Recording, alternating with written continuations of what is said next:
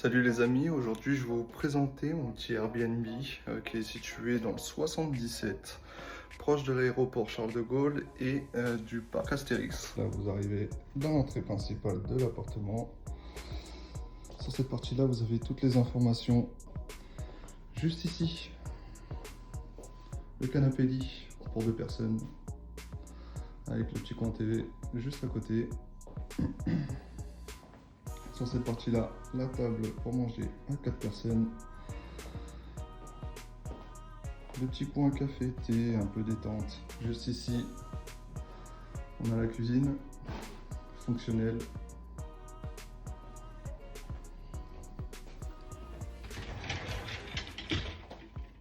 Dressing, avec la petite poubelle. Les toilettes.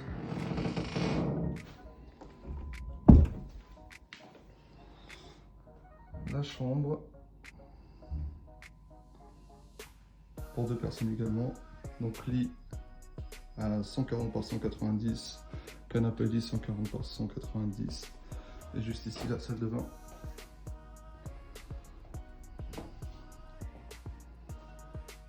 Je viens de rentrer, donc du coup j'ai pensé, donc en créant la vidéo, je trouvais ça intéressant de vous dire aussi un petit peu comment se passe le Airbnb. Donc moi, ça fait, comme je vous le disais, ça fait à peu près 3 ans que j'ai l'appartement. J'ai commencé par de la longue durée pendant 6 mois et ensuite je l'ai switché en Airbnb parce qu'on était sur un secteur qui était plutôt intéressant et qui était très demandé pour de la courte durée. Et donc voilà, donc il est situé proche de l'aéroport Charles de Gaulle, je ne sais pas si vous connaissez, c'est en Île-de-France, et du parc Astérix. Donc voilà, j'ai quand même pas mal de demandes. La meilleure saison sur cet appartement-là, on est sur, ça commence mars, ouais, allez, on va dire ouais, début mars, fin mars. Et après, c'est jusqu'à quasiment décembre. Novembre, c'est un peu creux. Mais voilà, c'est quand même intéressant. C'est quand même intéressant. Après, c'est beaucoup de travail, du stress. Voilà, il y a quand même pas mal de choses à gérer. Les check-out, les check-in. Voilà, les personnes qui connaissent pas le Airbnb, du coup, ils te demandent, ouais, comment je fais pour accéder à l'appartement? Bah, tout simplement mettre le code de la boîte à clés. Des fois c'est compliqué, il y en a qui connaissent pas, il y en a qui lisent pas aussi ça. Alors ça c'est le plus embêtant parce que quand toi tu te casses la tête à faire un book et qu'au final on te dit écoute j'ai un peu la flemme de lire quoi, je t'appelle c'est plus rapide, en gros tu m'as rien envoyé alors que tu as tout envoyé comme avec tout le monde et ça se passe très bien avec tout le monde, mais avec certaines personnes malheureusement bon ils n'ont pas le temps de lire, donc c'est pas grave. Donc voilà, c'est plein de choses comme ça. Moi, c'est des petites choses par-ci, par-là qui prennent un peu la tête. Après, voilà, moi, dans 2 ans et demi d'Airbnb, aujourd'hui, comment dire, ce que j'ai par expérience, ce que j'ai vécu, c'est surtout, j'ai eu peut-être, allez, on va dire 95% où ça s'est très bien passé et 5% où ça s'est très mal passé. Bon, j'ai pas pris de photos là-dessus parce que voilà, c'était un petit peu gore, je vais pas vous mentir. C'était des taches de sang, c'était voilà, des petits excréments un peu partout. Des meubles déplacés, un lit retourné dans tous les sens, des choses qui se fait entre hommes et femmes. Voilà, des choses comme ça. Bon, heureusement, c'est que 5%. Allez, là, je dois être à plus de... Ouais, je dois être pas loin de 600 réservations. Si c'est pas plus même, je sais pas exactement. Pas loin de 600 réservations. Aujourd'hui, sur 600, allez, il y en a 4-5 peut-être qui se sont mal passés. Malheureusement, il y a des gens qui sont de très mauvaise foi, donc ils fonctionnent aussi sur la notation pour éventuellement se faire rembourser du séjour, même s'ils te disent en privé que ça s'est bien passé, etc. C'est l'humain. c'est vraiment le truc le plus compliqué. C'est comme si on crée une société, voilà, la chose la plus importante, c'est l'humain. Et c'est le plus compliqué à gérer, mais malheureusement, il faut passer par là. Et puis voilà, aujourd'hui, je suis plutôt satisfait du Airbnb. Après, moi, personnellement, je ne sais pas si je vais continuer sur le Airbnb, même si ça fonctionne très bien, parce que c'est vraiment très très fatigant. Ensuite, j'ai essayé de trouver une femme de ménage. J'ai trouvé deux, trois personnes, mais à chaque fois, il y avait toujours à être derrière eux pour leur dire, bah ça c'est pas propre, ça c'est pas propre. Bon, après, j'ai pas eu de chance. J'ai pas eu de chance là-dessus, mais voilà, l'idée c'était vraiment comment dire, de tout faire de A à Z. Mais voilà, je voulais essayer de déléguer un petit peu le nettoyage pour m'alléger en termes de charge de travail, parce que bon, j'ai un travail à côté, plus le Airbnb, ça fait un peu de taf. Après, je me développe aussi sur autre chose. Mais voilà, je suis en train de chercher. Malheureusement, c'est un peu plus galère. Mais voilà. Sinon, à part ça, ça se passe plutôt bien. On fait des très belles rencontres. Mais vraiment, il y a même bon, c'est des voyageurs. Moi, c'est plus des clients. Je les prends plus pour des clients que des voyageurs. Donc mes clients, en gros, ils sont en majorité plutôt satisfaits. Petit à petit, avec les revenus de l'Airbnb, bah, moi, je m'en sers pour améliorer aussi l'appartement. Donc c'est à la fois donc un business. Moi, aujourd'hui, mon appartement prend en valeur. Je récupère un peu d'argent tous les mois.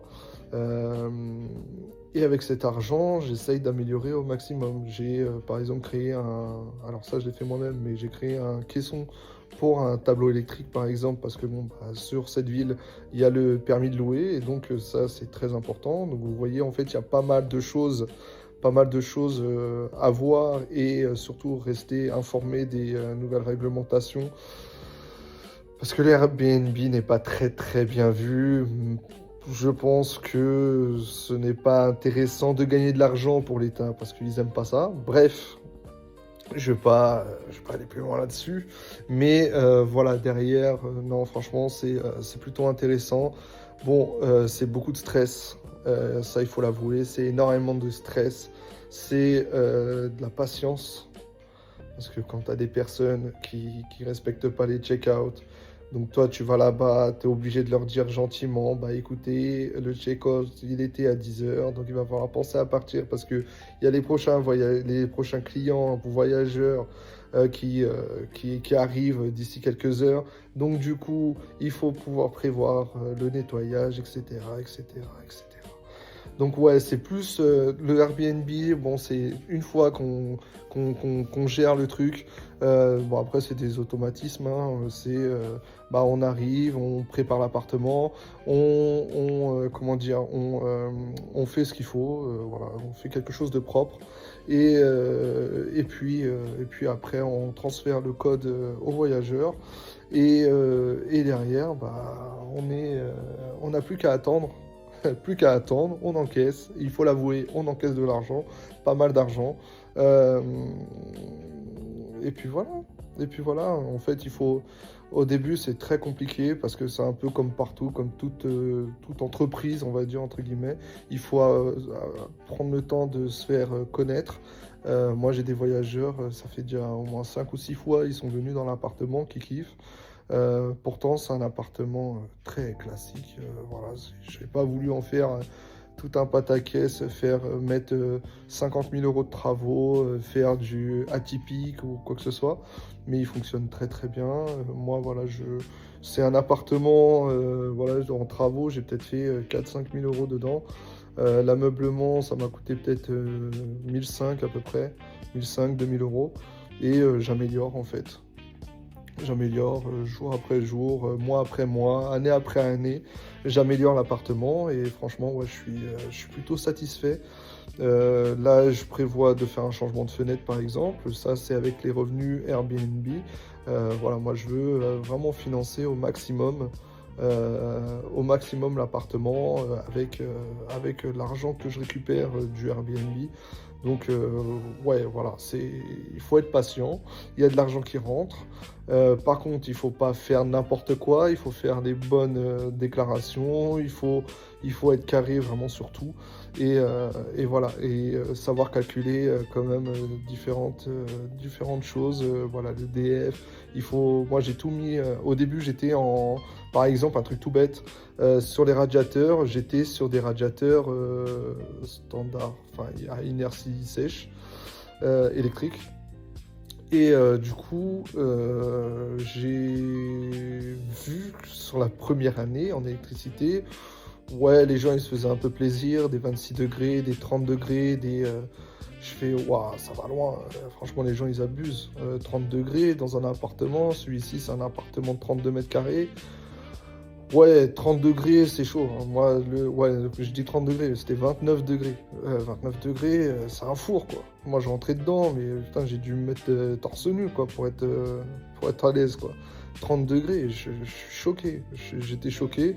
Du coup, ce que j'ai fait, c'est que voilà, j'ai mis en place un système comment dire, de coupure à distance.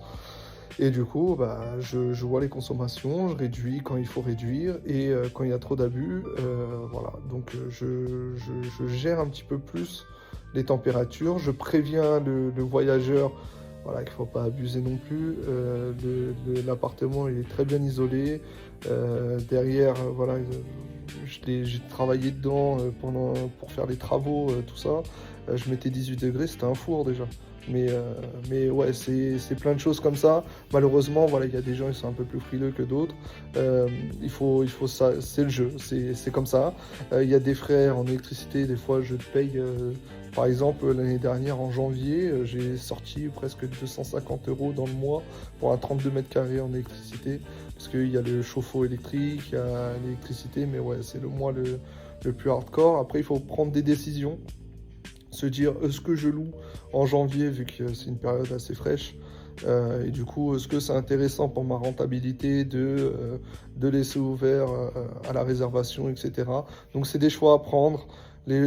Cette année, voilà, j'ai voulu tester, vu que j'ai mis en place justement ces fameux capteurs.